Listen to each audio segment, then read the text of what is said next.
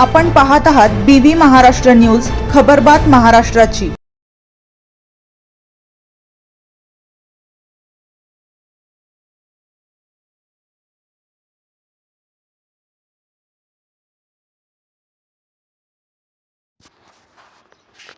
सटाण्यात महामार्गाच्या प्रश्नावर नगरसेवक आक्रमक, रास्ता रोकोने वाहतूक ठप्प, वकील संघाचाही पाठिंबा।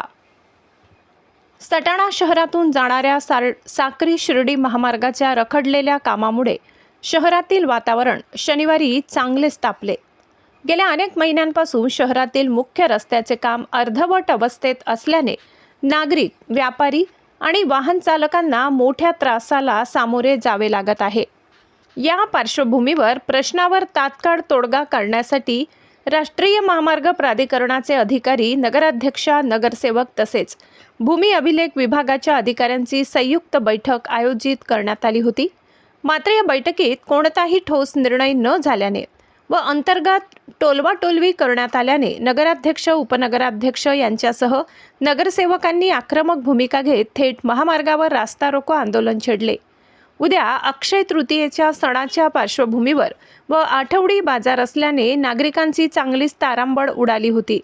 या आंदोलनाला सटाणा वकील संघानेही पाठिंबा देऊन रास्ता रोको आंदोलनात सहभाग घेतला। मंत्री दादा भुसे यांच्या अध्यक्षतेखाली झालेल्या आढावा बैठकीत महामार्गासह शहरातील पाणी पुरवठा योजनेवरही चर्चा करण्यात आली। परंतु महामार्गाच्या रखडलेल्या कामाबाबत राष्ट्रीय महामार्ग प्राधिकरणाकडून समाधानकारक उत्तर न मिळाल्याने नगराध्यक्ष आणि सर्व नगरसेवक संतप्त झाले। शहरातील वाढते अतिक्रमण, धुळीचे साम्राज्य आणि दररोजची वाहतूक कोंडी यामुळे नागरिकांचे हाल होत असून संबंधित अधिकारी निष्क्रिय असल्याचा आरोप यावेळी करण्यात आला।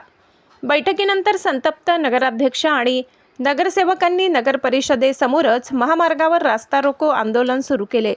अचानक झालेल्या आंदोलनामुळे सटाणा शहरातील वाहतूक पूर्णपणे ठप्प झाली।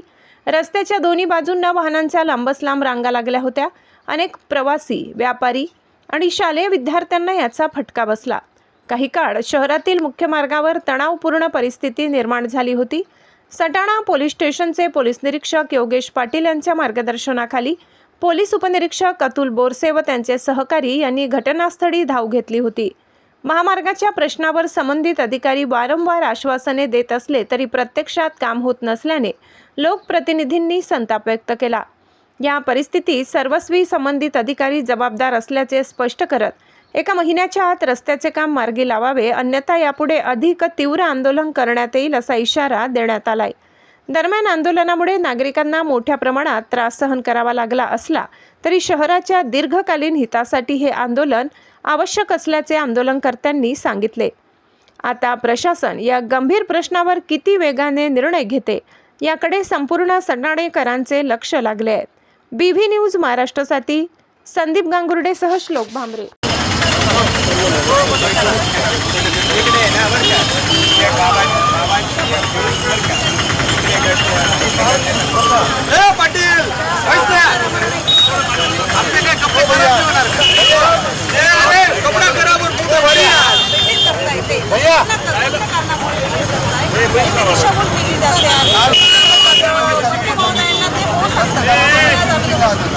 रिक्षा मागे बंद करा, तशीच राहू द्या, बंद करते।